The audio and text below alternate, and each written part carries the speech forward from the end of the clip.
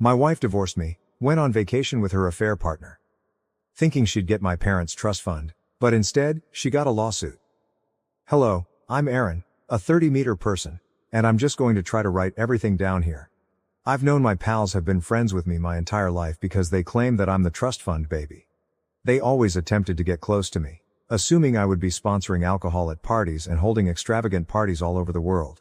But every time I proved to be nothing like that, they abandoned me. My parents do have a sizable trust fund for me, but I am aware of how hard they have worked to earn it. I am aware that money wasn't created overnight and that my father's business may be destroyed by a single error. I therefore put a lot of effort into building on what my father began every single day. But I came so close to making that one error recently. I didn't date anyone while I was in college, except for Ashley, my wife, the love of my life, and 28F. I'm not the kind to casually date or hook up with women. My goal was to date in order to get married. But I drew all the wrong kinds of company when word got out about my parents' wealth. You know, having money makes you popular and makes others want to live off of you. I did occasionally sponsor alcohol and lend money to some of my friends, but nothing extravagant. Nothing that one would anticipate from a trust fund baby. I think it's okay to do things in moderation. In fact, it's crucial because you have to be a member of society. I therefore made an effort to be liked by everyone, although I hardly ever trusted anyone. I met Ashley at my graduation celebration. I struck up a conversation with her informally as she didn't seem to know me. We hit it off right away. After exchanging phone numbers, I took her to McDonald's for our first date. We had an incredible time. I fell in love and she didn't seem to mind that our first date wasn't particularly spectacular. My first love in life was Ashley. She wasn't dull and didn't seem to be making a concerted effort to win my approval. She was just being herself. She was also incredibly intelligent. I seemed to obtain an image that was beyond my budget while I was with her, and I felt normal. She didn't seem surprised at all when I took her to meet my parents after we had been dating for a month. She seems to agree that I was wealthy and impartial. That gave me hope that she wasn't at all put off by my money. She probably wasn't surprised because that was part of her strategy from the beginning, but I didn't realize that at the time. Winning me over was a well-planned tactic because she was well aware of who I was and that I was not seeing anyone. When she met with my parents, she exuded elegance. I fell deeply in love with her because she was so charming. The first female I ever took home was her. My parents were ecstatic about me. She never took any expensive presents from me during the year we dated. The fact that we weren't yet married was the only explanation for her refusal. After a year, I asked her to marry me. She was my parents' ultimate sweetheart. Since she wanted to work to increase our wealth, she told my parents that she only had one request and that they never asked her to quit her job.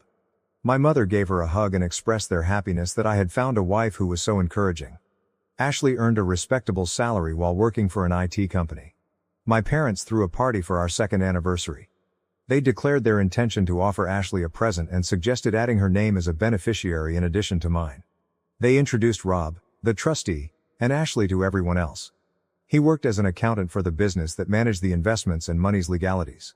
Rob had a daughter and was married. His spouse practiced law at the same firm. My wife's name was listed as one of the beneficiaries, and everything was handled. Ashley had a great relationship with my parents and always tried her hardest to make them happy. As part of her career, she also traveled and worked a lot. Later on, I discovered that whenever my parents hosted a party, she would travel with her affair partner. She constantly wanted to go and looked beautiful. Numerous times during these parties, I witnessed her conversing with Rob in a corner while blushing from the wine she was holding and laughing a bit too much. And even though I was naive and infatuated, I never once considered the possibility that she might be having an affair with Rob. However, these two had been having an affair behind my back the entire time. In retrospect, Ashley surprised me. She is a true professional actor. The idea of ever suspecting her felt sacrilegious because of how beautifully she treated each of us. She was merely waiting though. My parents died within 6 months of one another, about 7 years into our marriage. It was simply too hard to manage all the emotions and still keep the business operating, so I threw myself fully into my profession. Ashley began revealing her actual self for the first time in years at that point. She remained aloof after the funeral. I attempted to give her space since I believed she might be coping with her grief in her own manner. She didn't inquire about my well-being or mention anything about the death of my parents. I found that odd, but I also subconsciously chastised myself for not being able to express my feelings. It took me about 2 weeks before I made the decision to leave work early and speak with Ashley about it. On the way back, I purchased a bunch of pink roses. Since I had my own key, I opened the door and confronted Rob. I asked him if he had come to discuss the trust or something since I was perplexed. Ashley emerged with 2 luggage from behind him. That's when I realized Rob had 2 suitcases too. "Oh dang," Ashley remarked, glancing at me. "I meant to do this quietly. I was going to leave you a note to inform you that I'm moving out, but I suppose we'll have to do it in person now. I'm leaving you, all right?" "Yes, you heard correctly. And yes, after we get back from our trip to Italy, I'll be moving in with Rob. Your parents ensured that I would receive sufficient funds to cover it. We're divorcing then. Rob will now file for divorce as well. Don't look like a helpless puppy now. Are those flowers for me?" "Thank you, I'll take them. Goodbye." Before I could ask her to wait, they had already left. There was silence after I heard the motor revving up. My wife of 8 years abruptly left me. Is the phrase, "the world crashing down in front of you," familiar to you? Well, that sums up my feelings the best. I didn't leave the house for 2 days. I kept the blinds closed. Cup noodles and chilled meals were my only sources of sustenance. I was afraid of the silence, so I never switched off the TV. I had no desire to take a bath. Someone rang the doorbell on the 3rd day. I assumed they would eventually go if I didn't answer the door, but that didn't happen. Whoever it was pressed the bell longer and harder each time it rang. The ringing continued for several minutes after that. Someone was now hammering on the door. "I know you're in there, open up right now," a woman's voice said. "I won't go until I have a little conversation with you." I assumed it was Ashley, but then I recalled that she and Rob were on vacation in Italy. I felt a new surge of melancholy at the concept. I dragged myself out of bed and began opening the door because the banging and knocking wouldn't stop. A woman with red hair wearing a 2-piece suit was waiting for me when I opened the door.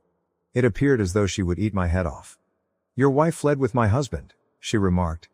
"It won't assist anyone to sit here and be a wimp. In 15 minutes, get up, take a bath, and enter the living room. We have a lot to discuss." As soon as I didn't answer, she opened the door, met my eyes and said, "You stink." "Okay, Mom," I said before I went to the restroom. "I heard that," she yelled back. I laughed in spite of themselves. After my bath, I felt somewhat human again, and the living room looked immaculate when I got back. The kitchen was no exception. Rob's wife, Sandra, gave her introduction. She explained that she had been attempting to contact me at my workplace for the past 2 days but was unable to do so, so she ultimately made the decision to come to my house. She was serious. What she was telling me was unbelievable. Sandra claimed that, similar to me, she was unaware that Rob was unfaithful to her. Only 2 days ago, when he left the house and promised to send his assistant to get the rest of his belongings, did she find out. Her world was broken, just like mine was, but she didn't mope about it. She began to dig. She started by looking through Rob's laptop. There, he kept his work belongings, but he was hooked onto Facebook. She quickly combed through his conversations to discover who he was having an affair with. She swooped like a hawk once she was certain. She was very certain that Rob was withdrawing funds for his personal purposes after reviewing all of the documents pertaining to my trust fund. He was being helped by one of the beneficiaries, who was none other than Ashley, so it began little enough to go unnoticed, but ultimately he had grown confident and reckless. Although she wasn't lying, I kind of wanted she was. Sandra was prepared to destroy them because she had all the evidence. Sandra said, "I have a little daughter," while I was still unsure. "I'll get every last dime out of Rob, and I'll completely destroy Ashley. What you believe doesn't matter to me. I only wanted to let you know. If you do not wish to participate, you're under no obligation to do so." She exuded confidence and determination, and I knew from a way that I could trust her. I was on board then. We exchanged handshakes. We were working on a scheme that would cost my ex-wife a lot of money while she was on vacation in Italy. Rob and Ashley had returned from their 10-day vacation in Italy. Sandra and I wanted to see how they would react when the penny dropped, so we waited for their call. I had been at work on a Monday when Ashley called. She went on a tirade as soon as I answered. "What on earth is going on? What does Rob mean when he says we're having problems? Where's my money too?" "You mean the money from my parents that Rob used to buy you presents and most likely the apartment you moved into," I said. "I hope my lawyer got back to you. It's Rob's wife Sandra, who also happens to be employed at the company." Before she could utter another thing, I hung up and told her I had to leave. That day, Ashley was waiting outside when I left work. She blocked my path as I proceeded toward my car, pretending not to notice her. I had known her for a long time, but I had never seen her so upset by anything. She requested me to explain things to her since she seemed to be having trouble understanding Rob's nervous account of what happened and wanted to hear it from me in simple terms. I informed her that I had learned about the divorce petition from her attorney. The only difference was that she would not receive a single dime. The expression on her face, oh boy. She never would have imagined that this would be taking place. I saw the panic rising within her. After experiencing a moment of cruel pleasure, I felt a great deal of guilt for placing her in this predicament. It's hard to see someone you care about suffer, and I still loved her. I had to leave as soon as possible to avoid being manipulated by her. I brushed her aside and headed for my car. From behind me I heard her yelling. She was requesting that I stop. "How could you do this to me?" was the final thing I heard before getting into the car. I wanted to lash out and tell her that I could ask her the same stupid question because I felt like I was being stabbed. Instead though, I got into my car and left. In my rear view mirror, I could see her, completely confused, taking care of the automobile. Rob, meantime, had received notification that he would be leaving the organization. He was damaging the company's reputation, and it seems that word had gotten out. Since many customers had contacted to request contract termination, firing Rob was the greatest damage control measure the company could take. Sandra arranged for the best counsel because she had several friends who were lawyers. She was confident that she would win the lawsuit and be granted custody. As I drove home, Sandra was providing me with all of these information. I felt a lot lighter. I wrote this up after returning home. I wanted to let out my frustration after my encounter with Ashley. Is Ashley being treated too harshly, in your opinion? Update 1. Hello to everybody. I have an update now. A week has passed. I appreciate you helping me and getting me back up when I was feeling quite lost. I showed him this Reddit article during our first therapy appointment. It's a good coping mechanism, he said. According to him, it's normal to mourn the person you lost, in this case, Ashley, so it makes sense that I would feel extremely overwhelmed once I revealed the truth. I'll try to give you all a summary of what transpired this week. Ashley gave me another call. Her voice was softer this time. She spoke in a muffled voice, as if she had been sobbing. I was asked if I had eaten dinner. "Do you want me to come over and cook it for you?" she said after I declined. I was surprised. She stated she would be at my house in 30 minutes, so I assumed she interpreted my silence as a yes. No, you won't," I responded, finally finding my voice.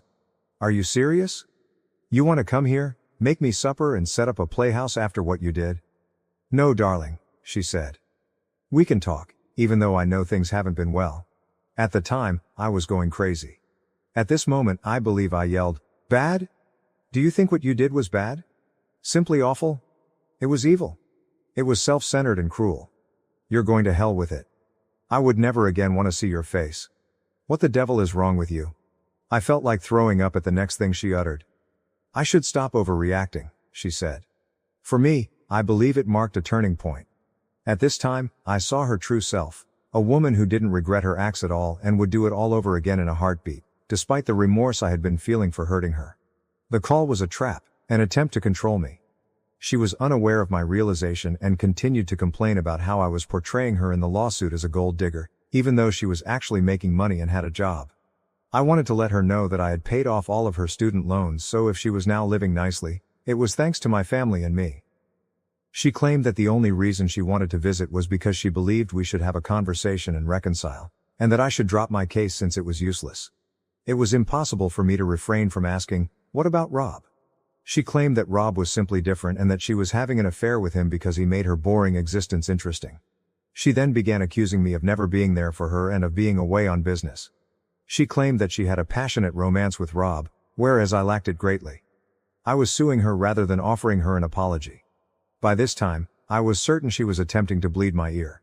She could have discussed it with me or we could have attended marriage counseling, I informed her, if she had been experiencing so many issues. The answer was never cheating. She started to insist on coming over and change the subject. After hanging up, I dialed Sandra. I explained what had transpired to her. Sandra requested that I call her back and invite her over. "I will also come over," she responded. She requested me to comply in order to find out her true intentions. I ended my conversation with Sandra and dialed Ashley instead. When she picked up, she sounded so arrogant. She claimed she will be there in 30 minutes and that she knew I would come around. Sandra arrived before Ashley did. There was not enough time for her to explain her plan, and I was unaware of it. She wanted me to make Ashley sit in the dining room after she went inside. Sandra stated that she would appear in this play in a special capacity. About 40 minutes later, Ashley arrived, and it was clear that she had tried to appear presentable. She did look nice. She entered, gave me a kiss and started to go to the bedroom where Sandra was. I halted her and requested that she take a seat in the dining room. "But why, sweetheart?" She pouted as she turned to face me. "Was it easy for me to forfeit my rights? Was your affection so feeble? Baby, will you not stand up for us?" It was then that Sandra emerged from the bedroom. Ashley muttered something along the lines of, "What the hell?" as she appeared too astonished to talk. "Ah, finally, we meet the woman who is dating my useless husband Rob the cheater," Sandra stated with a smirk to Ashley. "You did indeed forfeit your right to the bedroom, I see." Ashley turned to face me and said, "How could you so simply replace me? After stealing all of my joy, you're having an affair with Rob's wife. We owe a lot of money, and now we won't even receive the money from the trust fund. Rob is currently unemployed, and it's unclear who released the information. I could also lose my job. You're incredibly self-centered." "What do you mean we have debts?" Sandra interrupted. "Is it comparable to a joint loan? Are you withdrawing the money and assisting Rob and Miss BL or what?" Ashley swung her around. "Then absolutely, I was. Rob has had my support from the beginning.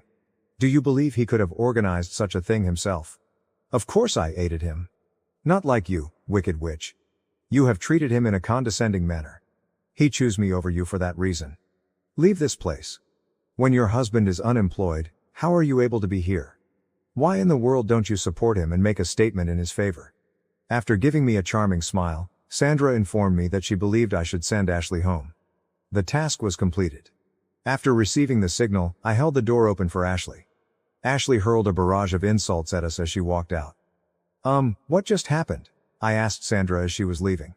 Sandra winked at me after pressing stop on a tape. "We got a confession, Aaron," she exclaimed with excitement, her eyes gleaming. "We'll destroy them." She heard me say, "I'm not letting both of them escape. That's Sandra for you, my friends. She is cruel and cunning. I would be afraid of her if I were Rob and Ashley. She simply performs her job too well." Sandra admitted before leaving that she was the one who had clearly leaked the Rob news. I informed her that I was picking up on her intelligence and that I had at least deduced that she was involved. "I'll keep you guys informed. At last, the game is starting. Update 2. I'm back with an update, which I think is a bit early, but I couldn't wait to share it with you all. Sandra is an incredibly vicious murderer." She explained everything in detail and submitted the recording to Ashley's employer. In the note, she stated that someone who would go to such efforts to deceive her loved ones wasn't a trustworthy employee and would likely attempt to steal money from them if she saw a chance. Sandra also had a long-standing friendship with one of Ashley's business colleagues. Sandra's buddy quickly withdrew from a transaction she was about to support, claiming that she had doubts about the reliability of several team members. The agreement was therefore off the table. When Ashley's supervisor heard the news, he was completely distraught. To salvage the deal, they acted quickly and dismissed the offending individual. That's all. My ex-wife was abruptly let go from the corporation. Both of them are currently unemployed and in debt. Sandra informed me that she had been receiving constant calls from Rob. He began messaging her when she didn't answer. She disabled his number and urged him to stop bothering her. "I'm having a great time right now. According to my therapist, who I've been seeing, Ashley ought to serve as a case study on narcissism." That was kind of amusing, lol. After a long time, I burst out laughing.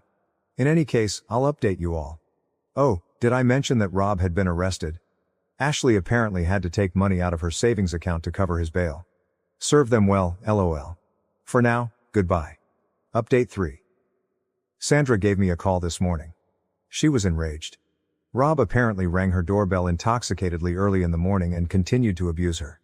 The entire incident was captured on her security camera. He tried breaking in when Sandra begged him to leave. Only after Sandra threatened to call the police did he go. The worst part of the entire situation was that Sandra and Rob's daughter, Emily, woke up as a result of all the noise. She witnessed the events and is now traumatized. Children typically suffer after divorce, but witnessing your father go drunk on your doorstep, yelling at your mother, and attempting to break into the house is an entirely different matter. Since then, Emily has refused to leave her room. Sandra needed to go to the police station to file a restraining order, so she asked if I could come over. At such short notice, she was unable to hire a babysitter. I assured her I didn't mind and asked them to call me at work if they needed anything. Sandra went out the door as soon as I arrived. Since Emily hadn't even had breakfast, She advised me to offer her some food if she came out. I went to knock on Emily's room as soon as Sandra left. I got a pin and shattered the lock when no one answered. I have no idea why, but I was feeling suspicious. I was contemplating the worst-case situations during the stillness. I was unable to remain motionless while the youngster was in pain. There was no one in the room when I rushed in, and I was breathing heavily. Then I noticed a slight movement. Emily was concealed beneath the bed. With the exception of her hair, the 3 or 4-year-old daughter looked exactly like her mother and was staring at me with fear in her eyes. She stammered in terror and managed to ask me if Rob had sent me and if I was her dad's buddy. I got down on my knees and said hello. I explained to her that I was actually her mom's friend rather than her father. At that, she appeared to calm down a little. She then began to stare out the window nervously and inquired as to whether her father had left. Since her mother was like a tigress and would do everything in her power to protect her cub, I answered that he was. At that point, she broke down in tears and confided in me about her fear that Rob would break in and harm her mother. I promised her I would never allow that to occur. In addition to losing a parent, this innocent child had witnessed what a terrible monster her father was, and I felt terrible for her. I persuaded her to play her favorite Disney film and come out.